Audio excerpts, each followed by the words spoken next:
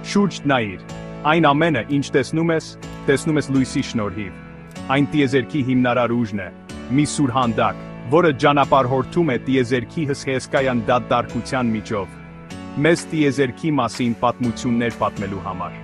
Մեր առօրյա կյանքում մենք լողում ենք նրա փառքի մեջ։ Մեր թաղամասի լույսի ամենահրաշալի աղբյուրը մեր աստղն է, Արեգակը։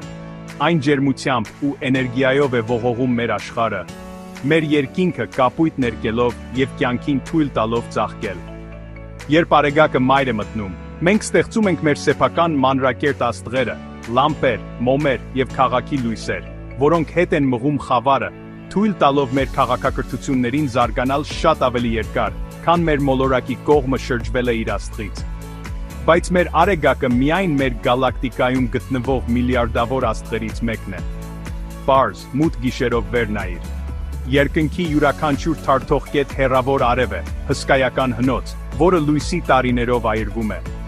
Այս աստղերից ոմանց լույսը իր ճանապարհը սկսել է հազարավոր, նույնիսկ միլիոնավոր տարիներ առաջ։ Երբ նայում ես աստղերին, դու պարզապես հեռավոր առարկաներ չես տեսնում։ Դու հետ ես նայում ժամանակի մեջ։ Այս լույսը անցել է աներևակայելի հեռավորություններ, լուր վկայություն տիեզերքի և ժամանակի հսկայականության մասին։ Դա տիեզերական բացիկ է, որը հասցվել է քո աչքերին, դատարկության միջով, երկար ու մենակ ճանապարհորդությունից հետո։ Այս սուր հանդակը, այս լույսը, ճանապարհորդում է ավելի արագ, քան այն ամենը, ինչ մենք գիտենք տիեզերքում։ Այն շարժվում է անհավանական արագությամբ, գրեթե 300,000 կմ/վ։ Պատկերացրեք մրցավազք երկրի շուրջ։ Գույսը կարող է մեր ամբողջ մոլորակը շրջանցել ավելի քան 7 անգամ մեկ վայրկյանում։ Այս անհավանական արագությունը նշանակում է, որ քո սեղանի լամպի լույսը գրեթե ակնթարթորեն հասնում է քո աչքերին։ Հենց դա է մեզ թույլ տալիս տեսնել աշխարհը իրական ժամանակում։ Առանց լույսի, մեր աչքերը անօգուտ կլինեին։ Այն բանալին է, որը բացում է տեսողական աշխարհը, տեղեկություններ փոխանցելով առարկայի ձևի, գույնի և հյուսվածքի մասին անմիջապես մեր ուղեղին, թույլ տալով մեզ հասկանալ մեր շրջապատը։ Այսպիսով, ինչպես է աշխատում այս գործընթացը։ Գույսը հոսում է աղբյուրից, ինչպես Արեգակը կամ լամպը, և շարժվում է ուղիղ գծերով։ Լույսի այս գծերը կոչվում են ճառագայթներ։ Երբ այս ճառագայթները անդրադառնում են առարկայից, գրքից, ծառից, ընկերոջ դեմքից, դրանք անդրադառնում են դրա մակերեսից և մտնում մեր աչքերը։ Մեր աչքերը բարդ դետեկտորներ են, որոնք մշակվել են էվոլյուցիայի կողմից այս լույսի ճառագայթները որսալու համար։ Դրանք լույսը կենտրոնացնում են մեր ցանցաթաղանթի վրա, որն այնուհետև ազդանշաններ է ուղարկում մեր ուղեղին։ Ուղեղը մեկնաբանում է այս ազդանշանները, և ակնթարթորեն մենք ընկալում ենք առարկան։ Դա ֆիզիկայի և կենսաբանության հրաշալի համագործակցություն է, որը տեղի է ունենում ամեն պահ, երբ մենք արթուն ենք։ Մենք հաճախ արևի լույսը մտածում ենք որպես սպիտակ կամ դեղին, միայնակ մաքուր գույն։ Բայց սա պատրանք է, ընկալման հրաշալի հնարք։ Սպիտակ լույսը մեկ գույն չէ, այլ բոլոր այն գույների համադրություն, որոնք մենք կարող ենք տեսնել։ Այն թաքնված գաղտնիք է պահում, գեղեցիկ երանգների սպեկտր, որը սպասում է բացահայտմանը։ Տիեզերքը մեզ բանալի է տվել այս գաղտնիքը բացելու համար, և մենք այն տեսնում ենք փոթորիկից հետո երկնքում նկարված։ Վիածանը բնության սեփական պրիզման է, լույսի իրական բնույթի ցնցող ցուցադրություն։ Այն հայտնվում է, երբ արևի լույսը փայլում է օդում կախված ջրի մանր կաթիլների միջով, սպիտակ լույսը բաժանելով իր բաղադրիչ գույներին։ Սր Իսահակ Նյուտոնը առաջիններից էր, ով համակարգված կերպով ուսումնասիրեց այս գաղտնիքը։ Նա օգտագործեց մի պարզ ապակու կտոր պրիզմա, գեղեցիկ փորձ կատարելու համար։ Երբ նա արևի լույսի բարակ ճառագայթ անցկացրեց պրիզմայի միջով, նա ականատես եղավ մի արտասովոր բանի։ Սպիտակ լույսը մտավ մի կողմից, իսկ մյուս կողմից դուրս եկավ գույների փայլուն շերտ, որը դասավորված էր նույն կարգով, ինչ մենք տեսնում ենք ծիածանում՝ կարմիր, նարնջագույն, դեղին, կանաչ, կապույտ, ինդիգո և մանուշակագույն։ Նա ցույց տվեց, որ լույսը պարզապես մեկ էություն չէր, այլ տարբեր գույներից հյուսված հարուստ գոբելեն։ Յուրաքանչյուր գույն պարզապես լույս է, որը թրթռում է մի փոքր այլ հաճախականությամբ, տարբեր նոտա մեծ տիեզերական սիմֆոնիայում։ Գույների այս սպեկտրը բացատրում է, թե ինչու են առարկաները գույն ունենում։ Կարմիր խնձորը, օրինակ, կարմիր լույս չի արտադրում։ Փոխարենը, դրա կեղևը պարունակում է մոլեկուլներ, որոնք շատ լավ են կլանում ծիածանի բոլոր գույները, բացառությամբ կարմիրի։ Երբ սպիտակ արևի լույսը փայլում է խնձորի վրա, մակերեսը ներծծում է կապույտը, կանաչը, դեղինը և մնացած բոլորը։ Կարմիր լույսը սակայն չի կլանվում, այն այլևս ոչ մի տեղ չունի գնալու, բացի խնձորից անդրադառնալուց և ձեր աչքին հասնելուց։ Ձեր ուղեղը ստանում է այս կարմիր լույսը և ասում ձեզ, դա կարմիր խնձոր է։ Առարկայի գույնը այն լույսի գույնն է, որն այն անդրադառնում է։ Նույն սկզբունքը վերաբերում է այն ամենին, ինչ դուք տեսնում եք։ Բույսի կանաչ տերևները կլանում են կարմիր և կապույտ լույսը, բայց անդրադարձնում են կանաչ լույսը։ Այդ իսկ պատճառով դրանք մեզ համար կանաչ են թվում։ Մի առարկա, որը սև է թվում, ինչպես ածուխի կտորը, կլանում է իր վրա ընկնող լույսի գրեթե բոլոր գույները, շատ քիչ անդրադարձնելով։ Այդ իսկ պատճառով սև առարկաները կարող են շատ տաքանալ արևի տակ։ Դրանք ավելի շատ լույսի էներգիա են կլանում։ Ի հակադրություն, սպիտակ թուղթը անդրադարձնում է լույսի գրեթե բոլոր գույները, այդ իսկ պատճառով այն ավելի սառն է մնում։ Գույների աշխարհը լույսի և նյութի միջև մշտական, լուռ խոսակցություն է։ Գույսը ոչ միայն արագ շարժվող սուրհանդակ է, այն նաև պատրանքների վարպետ է, որը կարող է կատարել հետաքրքիր հնարքներ, որոնք կարող են խաբել մեր աչքերը և բացահայտել իր բնույթի ավելի խորը ճշմարտությունները։ Դրա ամենատարածված վարքագծերից մեկը անդրադարձն է։ Ինչպես տեսանք, անդրադարձն այն է, ինչը մեզ թույլ է տալիս տեսնել ոչ լուսավոր առարկաներ,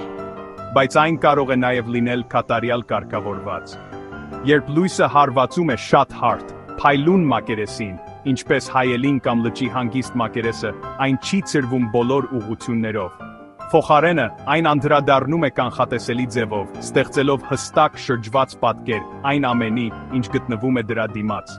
Անդրադարձի այս սկզբունքը հայելիների, աստղադիտակների և բազմաթիվ այլ օպտիկական գործիքների հիմքն է։ Գույսի մեկ այլ հետաքրքրաշարժ գաղտնիք է նրա կորանալու ունակությունը։ Այս երևույթը կոչվում է բեկում։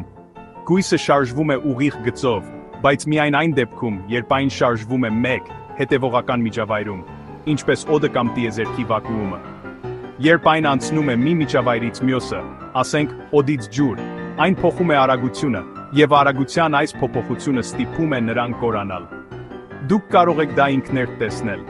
Դրեք ձողիկը ջրի բաժակի մեջ և նայեք դրան կողքից։ Ձողիկը կթվա, թե կորացած կամ կոտրված է այն կետում, որտեղ այն մտնում է ջուրը։